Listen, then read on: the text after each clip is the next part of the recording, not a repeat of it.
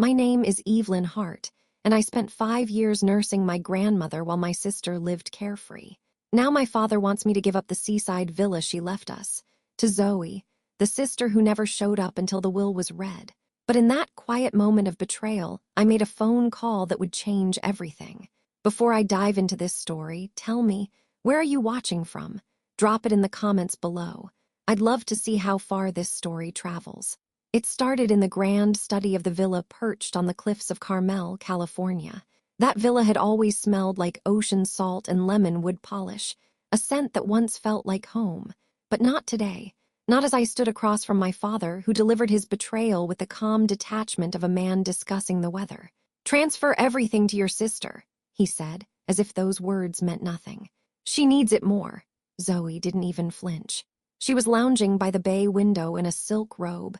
Yes, silk, sipping my grandmother's vintage wine straight from the decanter. No shame, no gratitude. Just that same smug half-smile that had driven me mad since we were teenagers.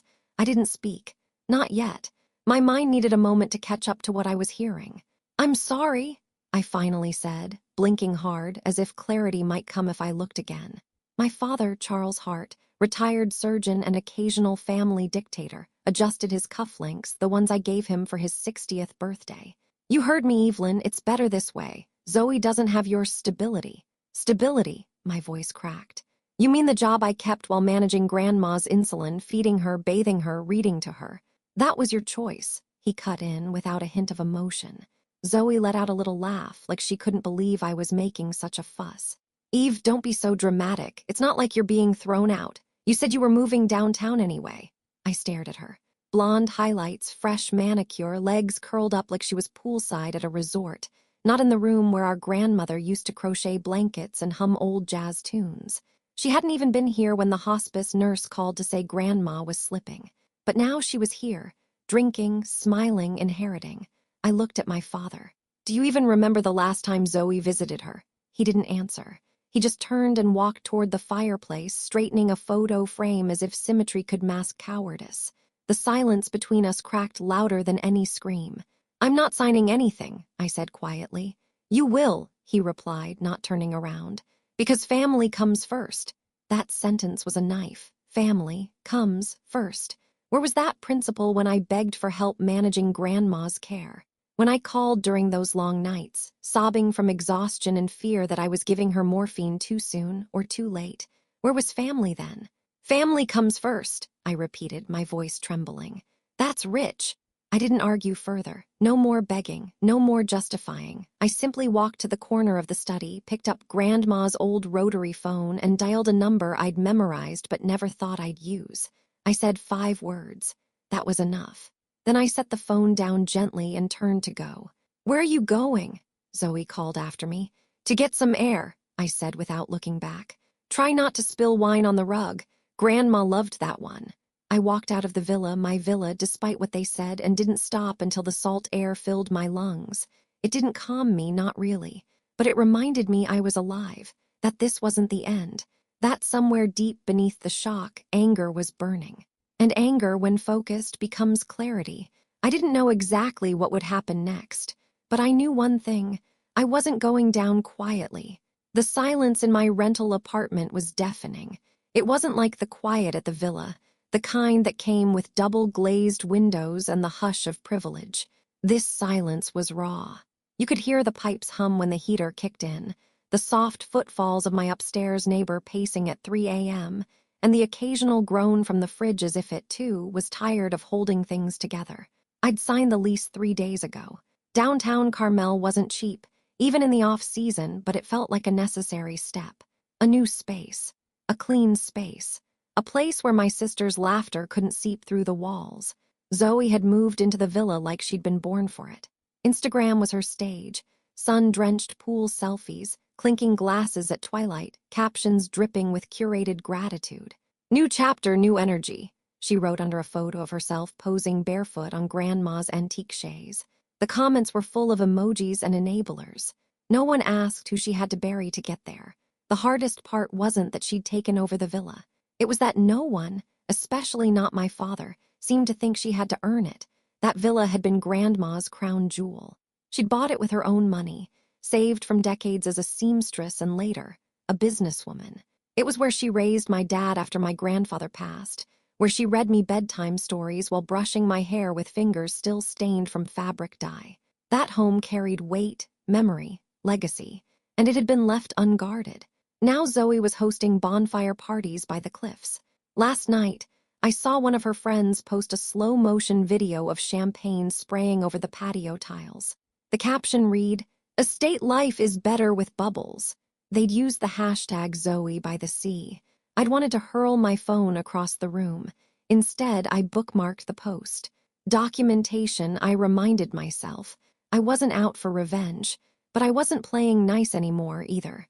The day after I left the villa, I scheduled a consultation with a probate lawyer. His name was Miles Kramer, and he had the careful manner of a man who'd spent decades dissecting wills and unraveling sibling feuds without taking sides. He listened as I explained everything, how Grandma never finalized her written will, but had made repeated verbal promises to me, how I had lived with her for 5 years while Zoe stayed absent, how the title was never formally transferred, but the intent had been clear. She said it often, I told him, that the villa should go to me, that I'd earned it. Miles steepled his fingers. Did she ever record those statements, write anything down? Not that I know of, but I have texts, voice memos, photos, my own care logs. He nodded slowly. You're not starting from zero then, that's good. I didn't feel like it was good. I felt like I was treading water and the tide was rising. Still, I left his office with a list of documents to gather and a date for a follow-up. Small steps, but steps nonetheless. At night, I lay in bed, replaying the moment my father told me to give up the villa. His tone wasn't angry. It was worse. It was indifferent. As if my sacrifice was a footnote, something to be brushed aside in service of Zoe's latest mess. That's what this was really about, wasn't it? Control. He'd spent his life making decisions and expected us to follow them without question. Zoe was the exception because she needed rescuing. I was the one expected to weather storms without complaint. But not this time. On the third day in my apartment, I sat on the floor with a spiral notebook and started listing everything. Dates, conversations, nurse visits, grocery receipts, text messages from Grandma. I remembered her once texting me, "You're the only reason I'm still comfortable here. I'll never forget this." It wasn't legally binding, but it was something. It was a record. I went to the villa once quietly. I parked up the road and approached from the side, not wanting a confrontation. The hedges were overgrown already, which told me Zoe hadn't hired a gardener. I crept up to the side window where the dining room lights glowed inside. Laughter spilled through the glass. Zoe and 2 women I didn't recognize were dancing barefoot on the mahogany floors. Grandma's china cabinet was open, empty. The heirlooms were gone. Panic gripped me. My breath caught as I scanned the room. The antique clock missing. The pressed glass decanter, replaced by something cheap and modern. The oil portrait of Grandma that once hung above the fireplace gone. Was she selling them? I took a step back, trembling. Zoe wasn't just living in the villa. She was liquidating it, turning memories into cash while calling it decluttering. That was the moment the bitterness in me hardened into something sharp, purposeful. I wasn't going to watch her strip the soul from that house and walk away smiling. The next morning, I returned to Miles' office and handed him a folder thick with notes and screenshots. He scanned the contents, then looked up. "You're building a case," he said. "No," I replied. "I'm building the truth." It's strange the way grief mutates. At first, it was sadness, raw and immediate. Then it calcified into rage. Now it's something cooler, quieter. Something that fits into folders and email drafts that makes you listen more than you speak. That's where I am now. I'm learning to document everything. Every time I open Grandma's old medical logs, I feel her with me. Her penmanship was meticulous, even when the arthritis flared. She'd initial each entry like she was keeping score, like it mattered. And it did matter. Not just for her care, but for this moment where truth must be wrestled from memory. I found the first file in my emails archive, a calendar invite from 3 years ago titled Neurology Monterey Evelyn Attending. It was marked 6:45 a.m., and I remember waking her up that morning with warm tea and toast. She wore her navy scarf and insisted on lipstick. "If I'm going to forget my own name someday," she joked, "at least I'll look good doing it." The next file was a spreadsheet I kept of her prescriptions, Every refill, dose adjustment, and trip to the pharmacy.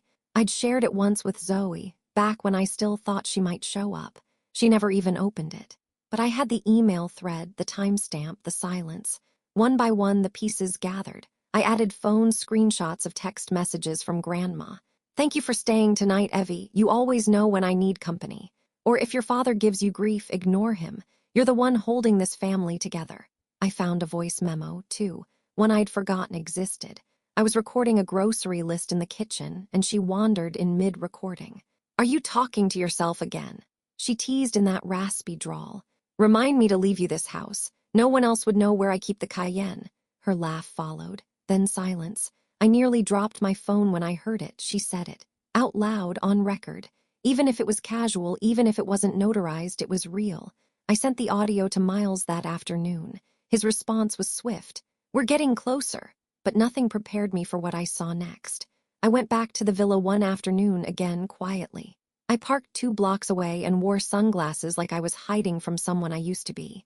I had no intention of confronting Zoe. I just needed to see, to understand. I circled around back, near the sunroom where Grandma used to do crossword puzzles with me on Sunday mornings. That room had always felt sacred, books stacked on side tables, the smell of mint and old paper lingering in the air. Now it was bare. Through the glass, I saw it. The bookshelves emptied. Grandma's mint plant gone, and on the table a shipping label. It read, "Wexford Antiques, Oakland." She was selling things to dealers. My chest went hollow. I backed away slowly, heart racing as if I'd stumbled upon a crime scene. Because hadn't I? This was theft. A silent erasure of everything that made the house hers. The next day I called Wexford Antiques. A polite woman answered. "Yes, we did just acquire several heirlooms from a Miss Zoe Hart. Beautiful pieces, Victorian era mostly." I asked if they had records. They did. She even offered to send a copy of the appraisal list for my insurance purposes. When I opened the email, I felt like vomiting. The antique clock, the pressed glass decanter, the oil portrait, even the silver hairbrush that Grandma used daily. All sold, all gone.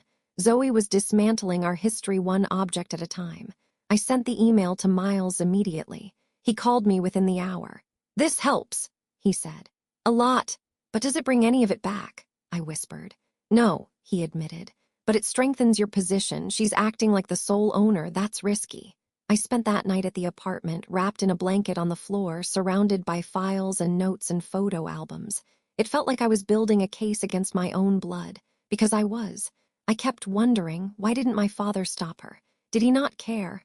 Or had he convinced himself that Zoe's needs were greater than my pain? It's funny how a man can walk through his life thinking he's fair because he calls both daughters by name. But love is in the doing. And he had done nothing. The betrayal wasn't just Zoe's. The next morning, I went to the courthouse and pulled the deed history. The property was still in my father's name. Grandma had never updated it formally. He held the pen, and he'd handed it to Zoe without a second thought. But the will hadn't been updated either, which meant technically everything was still in limbo. It was a narrow window, but it was something. I texted Miles, "It's not over." His reply came instantly, "It's just beginning." Some people leave behind inheritance. Others leave behind the truth. I never expected Grandma to leave me both. It was late afternoon when Miles called and asked if I could swing by the office. "There's someone you need to meet," he said, and for once he sounded hopeful. I didn't question it. I grabbed my coat, stuffed the ever-growing folder of documents into my tote bag, and walked the 5 blocks to his office. Carmel's downtown was buzzing with tourists. Couples strolled past artisan bakeries and quaint boutiques. The world hadn't stopped just because mine had cracked wide open, but mine was shifting, finally, maybe, in my direction. When I stepped into the office, I noticed a woman sitting across from Miles. She was in her early 60s, with short silver curls and a deep red shawl wrapped tightly around her shoulders. Her hands were folded neatly in her lap, and when she looked up at me, her expression softened with recognition. "Evelyn," she said, her voice warm but cautious. "You probably don't remember me." I squinted, trying to place her. Something about her eyes. Kind but sharp. "Miles," she said gently, "would you mind letting me speak to Evelyn alone for a moment?" He nodded, gave me a look that said just listen, and stepped into the hallway. The woman waited until the door closed before speaking again. "I'm Marjorie," she said. I was your grandmother's housekeeper for almost 20 years. And suddenly I remembered. She used to come every Wednesday morning. I was a teenager then, half distracted, always rushing out the door. But I remembered her humming while she dusted the bookshelves, the gentle way she handled Grandma's teacups, how she always wore ballet flats no matter the season. I sat down, stunned. I came the day after your grandmother passed, she continued. Zoe was already there. She told me my services were no longer needed. Her mouth twisted slightly. She said, "We'll be hiring out," like it was a corporate merger. That sounded exactly like Zoe. She didn't even let me finish the cleaning I'd come to do, Marjorie added, her voice soft. Just handed me an envelope with my final check and said the family was moving in a different direction. I felt heat rise to my face. Of course, Zoe would fire the one person who knew the house better than anyone alive. Marjorie reached into her leather bag and pulled out a sealed folder. "This," she said, "was something your grandmother gave me 2 months before she passed. She asked me to keep it safe.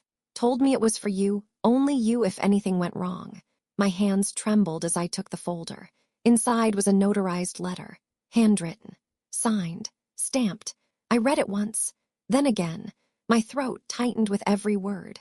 "To whom it may concern, I, Lorraine Hart, wish it to be known that I consider my granddaughter Evelyn Hart to be the rightful inheritor of my home, located at 214 Breakwater Lane, Carmel, CA. Her years of sacrifice, compassion, and care have shown me more love than I ever imagined I would receive in my old age. I have expressed this intent to both of my children and to Evelyn directly on multiple occasions. If there is ever confusion or dispute following my passing, let this letter serve as my voice. Evelyn did not ask for this home. She earned it. With love, Lorraine Hart, dated and notarized 4 months before her death." I sat frozen, staring at the signature. Her slanted cursive, the loop in the L of Lorraine, the quiet dignity of it all. It wasn't a legal will, but it was strong enough to shatter my father's narrative, strong enough to gut Zoe's performance.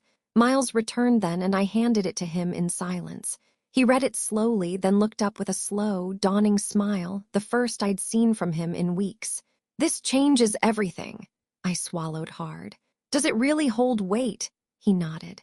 "A notarized statement like this, especially one that references both parties and clarifies intent, can absolutely influence probate decisions. It's not ironclad, but combined with everything else you've shown me, it gives us real footing." My eyes filled, but I blinked fast, refusing to let them spill. "She saw me," I whispered. "Even if no one else did, she saw me." Marjorie reached across the table and gently placed her hand over mine. "She did, sweetheart, more than you know. She talked about you all the time, said you were her lighthouse." I covered my mouth to muffle the sob that broke loose. After Marjorie left, I sat with Miles for another hour, planning next steps. The statement would be added to our file, a formal letter of intent would be drafted, and most importantly, we'd prepare to challenge the current assumption of inheritance. "You don't have to be loud," Miles said before I left, "but you do have to be exact." And I would be, for her, for me. That night I stood outside the villa again. This time not in fear or sadness, but in quiet defiance. The windows were lit. Laughter echoed from the patio, another gathering. Another celebration Zoe didn't earn, but this time I didn't feel powerless. I pressed a hand to the stone gate and whispered, "I'm coming back." Not for revenge, not even for recognition, but for what was rightfully mine. It started with a headline: "Heiress of Chaos, Pool Parties, Champagne, and a Historic Villa's Undoing." The photo was what did it. Zoe in a red bikini, standing triumphantly on the diving board, arms outstretched, flanked by champagne-sloshed partygoers. Behind her, the crumbling elegance of our grandmother's villa, now little more than the backdrop for her influencer fantasy. It wasn't supposed to be news. Not yet. All I'd done was forward a tip to a local lifestyle columnist I'd met once during a community fundraiser. No accusation. Just a suggestion that a prominent home once linked to Carmel's founding families was being turned into a luxury frat house under suspicious circumstances. I included one photo. The decanter sale listing from Wexford Antiques with the caption "Proceeds donated to self-care." And that was enough. The journalist Cora Vance wasn't just interested. She was delighted. "We haven't had a Carmel scandal in years," she wrote back. "Thanks for the lead. Stay tuned." I didn't think much of it. I didn't expect it to catch fire, but it did. Within a week, 3 local blogs had reposted the piece. By the end of the second week, a regional magazine picked it up with a snarky twist. From heirloom to hashtag, when old money meets Instagram. I didn't need to say a word. The story told itself. Zoe, of course, tried to spin it. She posted an 8-minute video to her followers titled "Letting Go of Haters and Living Your Truth." It was all candles and slow piano music, tearful confessions about reclaiming her feminine joy and protecting her peace. She called the house a spiritual portal and referred to herself as the current steward of the legacy. She never mentioned Grandma's name. The comment section, once filled with heart emojis, turned colder. Wait, did you inherit this or take it? Where's your sister in all this? Selling antiques while partying, not exactly legacy vibes. I watched it unfold from the safety of my apartment, laptop open, coffee in hand. It should have felt like revenge, but it didn't. It felt like correction. This wasn't about punishing Zoe. It was about disrupting the narrative she'd spent years crafting, one where she was the misunderstood star of every family story. Now people were asking questions, and that was more powerful than any courtroom argument. The villa's Instagram account, yes, she'd made one, went dark for 3 days. On the 4th, a real estate agent posted a listing for private event bookings available coastal luxury with classic bones. I took a screenshot. Then I sent it to Miles. "She's renting out the house," he asked during our next call, incredulous. "Apparently, for transformational gatherings," he sighed. "She's making our case for us." I'd stopped checking Zoe's social media by then. It felt like watching someone dig their own grave, compelling but ultimately exhausting. Besides, I had other things to focus on, like silence. My father hadn't called me, not once, not since that day in the study. But this week something changed. He tried. The first missed call came at 11:17 a.m. I let it ring. The second later that night. Then a third with a voicemail. "Evelyn, please call me back." That was it. No apology, no explanation. Just a tired man suddenly realizing the room wasn't echoing with his voice anymore. I didn't respond. I forwarded it to Miles, who advised me to maintain legal distance. "If he wants to speak, it needs to go through counsel now," he said. "We're too close to filing." Still, I listened to that message on repeat, not because I missed him, but because I didn't recognize him. This wasn't the same man who once dictated how many spoonfuls of sugar I should stir into Grandma's tea. This wasn't the surgeon who corrected everyone, including waiters, as a matter of principle. This was a man outflanked by his own silence, and I had nothing left to give him. That night I opened my laptop and scrolled through the emails I drafted but never sent. Letters to Grandma, paragraphs to Zoe, arguments I had practiced in the mirror but never delivered. Then I opened a blank document and typed just one line. "This ends in the courtroom, or it ends with the truth. Either way, it ends." I didn't sign it. I didn't need to. The last message from my father read, "I didn't raise you to be this cold." I stared at it for a long time, not because it hurt, but because of how absurd it was. He didn't raise me. Not really. Grandma did most of the heavy lifting emotionally, spiritually, practically. She's the one who bandaged my scraped knees, who taught me how to slice apples without cutting too deep. My father hovered at the edges, always preoccupied, always exacting, but rarely present. And now he was shocked that I'd stopped answering his calls. I didn't block him. I didn't scream. I simply forwarded all communication to Miles as instructed. That silence, that was my boundary, and it was louder than any confrontation. Each day that passed brought us closer to the court date. Miles was calm, deliberate, and efficient. "We've built a solid foundation," he told me. "But be prepared, this won't be clean." I was prepared. I'd been preparing my entire life, really. What I wasn't ready for was how quiet it all became. There was a strange peace in my little rental downtown. The heater ticked softly in the mornings. The smell of instant coffee and old wood mixed with the faint aroma of lavender from the sachets I found at the farmer's market. No one knocked on my door uninvited. No one invaded my space. It was, in a way, the first home that truly belonged to me, not in title, but in peace. Still, the villa haunted me, not in a ghostly sense, but as a place I still carried in muscle memory. I'd spent years walking those halls barefoot at night, adjusting Grandma's pillows, refilling her humidifier.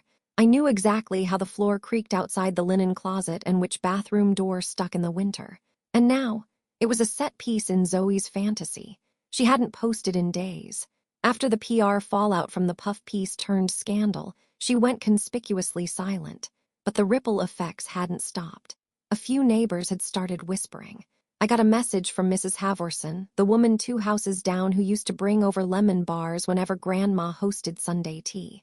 Her email read, "Evelyn, I just want you to know we miss your grandmother, and we see what's happening. If you need a statement, I'm here." I responded with a quiet thank you. I didn't need the whole town behind me, just the truth, just a few solid bricks in a wall strong enough to hold. Meanwhile, Miles had begun drafting the formal court submission. I met with him weekly, going over everything line by line, until I could recite our argument in my sleep. Zoe had moved in prematurely. She had begun altering and liquidating property that wasn't yet legally transferred. My father, still the legal holder of the deed, had attempted to gift the villa without any probate approval or official transfer, without consent from the estate's other potential heirs. In short, it was all assumption, and assumption doesn't hold up in court, especially not against facts. The notarized letter from Grandma, the medical logs, the inheritance witnesses, the inventory of sold heirlooms, the photos, the voice memos, the texts, the silence, it was all there, and yet I couldn't fully relax, because cases like this don't just depend on what's true. They depend on who speaks louder, who spins better, who has the cleaner image. Zoe was the baby sister, the free spirit, the fragile one, as my father loved to say. Me, I was the capable one, the calm one, the background girl. "She doesn't need much," I once overheard my father say at a dinner party. "Evelyn always handles herself," as if that strength disqualified me from needing support. Now it was their defense. "She's fine," he'd said to Miles during one of the only direct legal exchanges. "Zoe needs more. Evelyn's always been self-sufficient." Miles had stared at him, unimpressed. "Being self-sufficient doesn't mean she can't be wronged," he'd replied. "It means she's the one who kept going, even while everyone else was falling apart." I wasn't in the room when he said it, but Miles told me later, and I thought about those words for days, because that was the thing they all misunderstood. My silence wasn't passivity, it was preservation. The closer the court date got, the more focused I became. I stopped checking Zoe's social media. I stopped replaying my father's voicemails. I stopped defending myself in my head. Instead, I walked more. I read books again. I started cooking meals instead of surviving on takeout. I wasn't healing yet, but I was stabilizing. One night, as I folded laundry, my phone buzzed with a text from an unknown number. "I think I made a mistake." It was from my father. That was all it said. 7 words. No punctuation, no name, but I didn't need context. I didn't need apology. I simply closed the message and went back to folding. Because some mistakes are meant to be lived with. Courtrooms smell like old paper and colder truths. It wasn't my first time in one. I'd served jury duty once years ago, but this was different. This time, I wasn't watching someone else's life unfold under fluorescent lights. This time, it was my grandmother's memory, my sacrifice on trial. The courtroom itself was modest. No grand mahogany benches or sweeping drama. Just rows of quiet tension, tired cushions, and the soft buzz of legal machinery grinding forward. Zoe arrived 10 minutes late. She swept in wearing sunglasses and heels that clicked louder than necessary. Her outfit was sharp, designer, no doubt, and completely inappropriate. Miles didn't say a word, but I saw the faint twitch of his jaw as she slid into her chair across the aisle, flanked by her attorney. She looked like someone attending a brand deal negotiation, not a probate hearing. My father arrived shortly after. No tie, no briefcase. Just that familiar posture, shoulders back, chin lifted slightly as if he were entering a lecture hall. He didn't look at me, not once.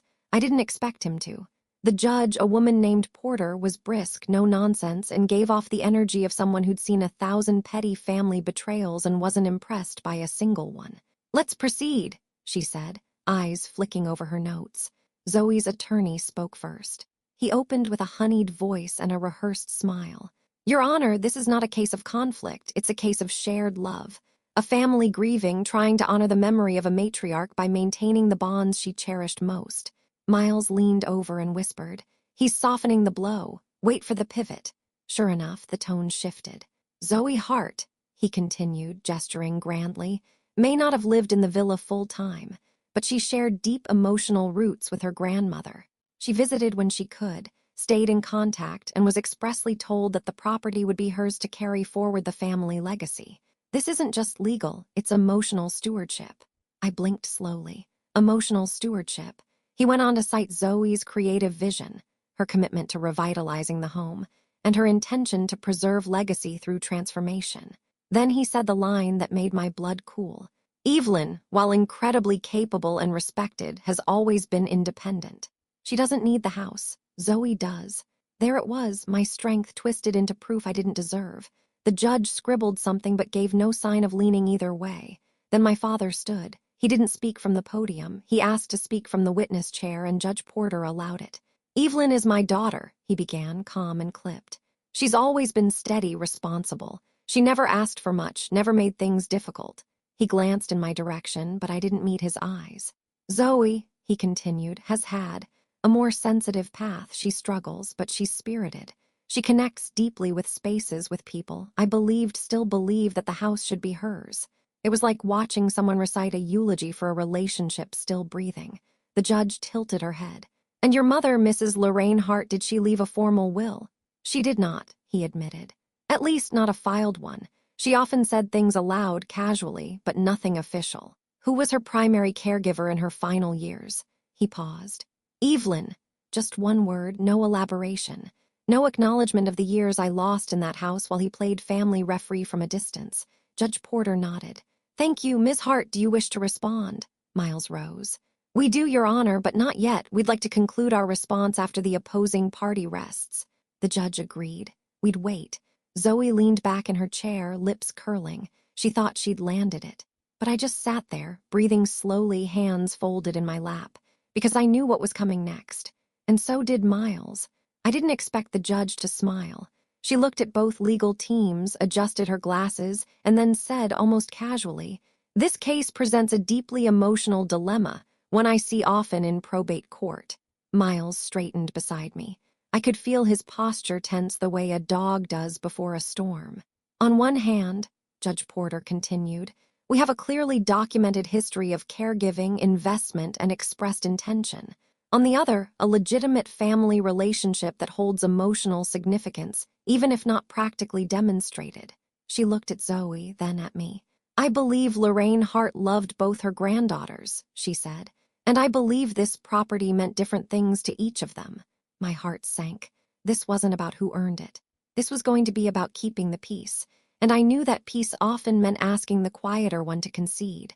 I want to propose something before we move forward with a ruling, the judge said, voice calm but firm. Consider this shared ownership. I felt the air leave my lungs. Zoe blinked as if she couldn't believe her luck. Her attorney glanced over, masking a smirk. My father sat a little taller. Both parties would maintain rights to the home, with scheduled use agreements, potential profit sharing if the home is rented or sold, and mutual oversight of any changes made to the property. A legal co-parenting plan, for a house, for a legacy.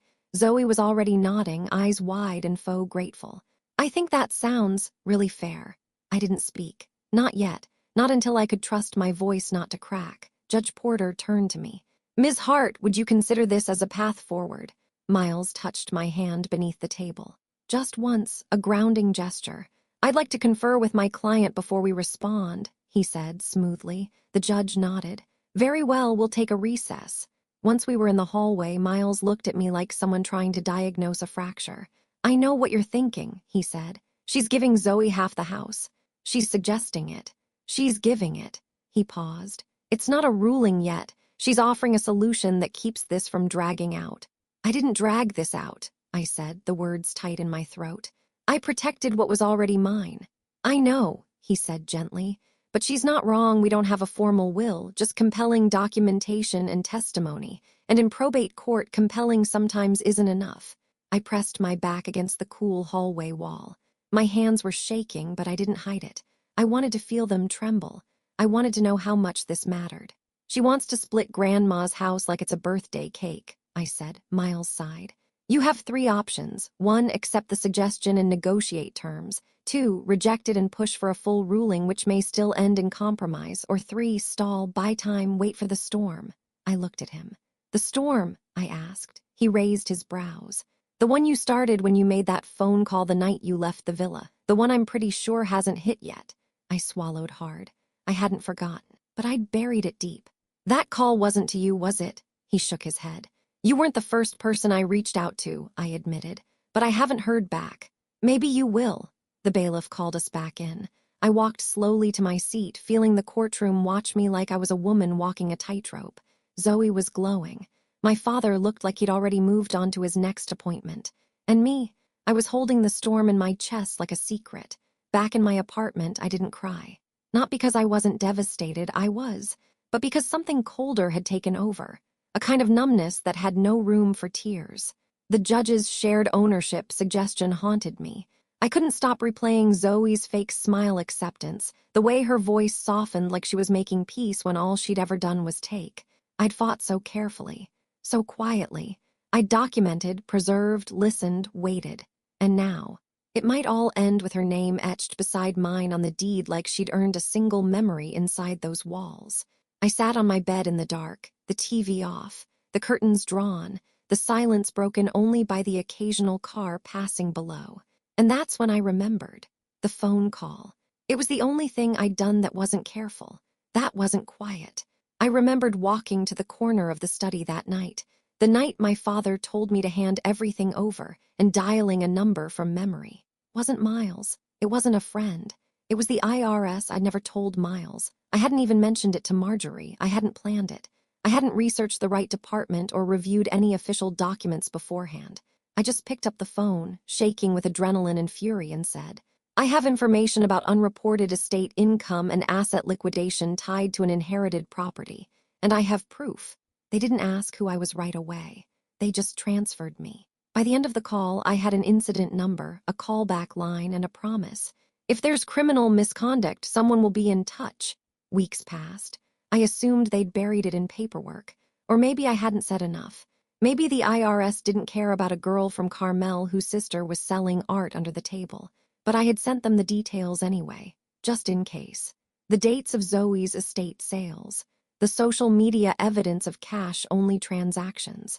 A copy of the antique appraisal showing assets never disclosed on probate forms. And my father's name still on the deed, still signing checks from Grandma's estate account after her death. It wasn't just about me anymore. It was about fraud. That was the night everything changed in my mind, not the courtroom. It was the night I realized I didn't need to be the loudest voice to be heard. I just needed to speak to the right people. And I had. The next morning, I woke to an email. No subject line. Just a sender I didn't recognize. Internal Revenue Service Special Investigations Division. My heart nearly stopped. The body of the email was brief, clinical. We are acknowledging receipt of the documentation you provided in early September. A formal inquiry has been opened. You may be contacted further for verification of your initial report. Please do not share the contents of this message outside legal counsel. That was all. No timeline. No confirmation of action. Just a small, undeniable signal they were watching. I forwarded the message to Miles with the subject line. That call I mentioned. Less than 10 minutes later, he replied. Well, things just got very interesting.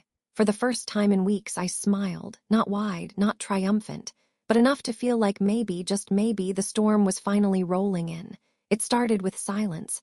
Zoe's social media, once a daily stream of curated chaos, went dark. No new posts, no stories, no inspirational quotes set against waves and sunsets, just nothing. I noticed it first on a Tuesday morning. I opened her account out of habit, ready to see some performative nonsense about healing or vibrational justice.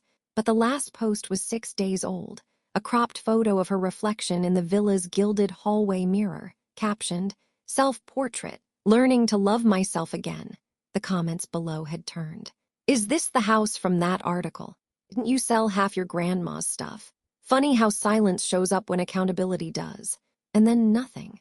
By Friday, the account was locked, private, vanished from the public eye. I didn't gloat. I didn't text anyone. I didn't even tell Miles. Because I knew what was happening. Something had shifted.